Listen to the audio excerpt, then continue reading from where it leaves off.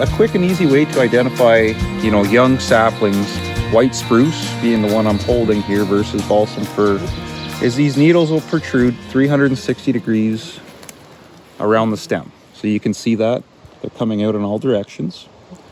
And if you jump over to the balsam, you'll see that the needles are only protruding on two sides. So they're typically flat. A very easy way to identify a young balsam versus a young white spruce. Black spruce would be very similar to a white spruce in the sense that needles are coming out 360 degrees around. Okay. But black spruce in this area is typically found on lower lands. Okay. If you go up into the northern part of the province, you'll find upland black spruce. So this is a prime example, guys, white spruce versus balsam fir. So you've got one of each side by side. So white spruce has this very definitive rougher cornflake bark. Okay. And it does have this kind of rougher bark right from a young age, like we were looking at on that sapling, versus the balsam fir. So balsam's always got this smooth bark. Regardless of the age, it just has this smooth bark.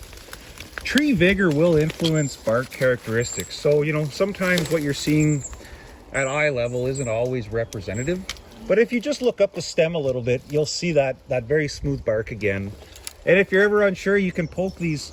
They're just resin pockets. You know, First Nations back in the day would use this gum to, you know, for canoe building or whatever other sort of activities they were doing on the land. Kids love to poke these, you know, they come back with their hands full of gum, everything's stuck together. You know, in this case here, you don't have a nice low branch to do the needle trick.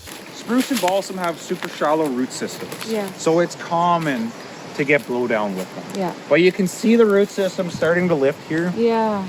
Typically what will happen is early in the year, late in the year, when those soils are saturated, you tie in a little bit of wind or perhaps a little bit of ice. That will eventually blow this tree over. Okay.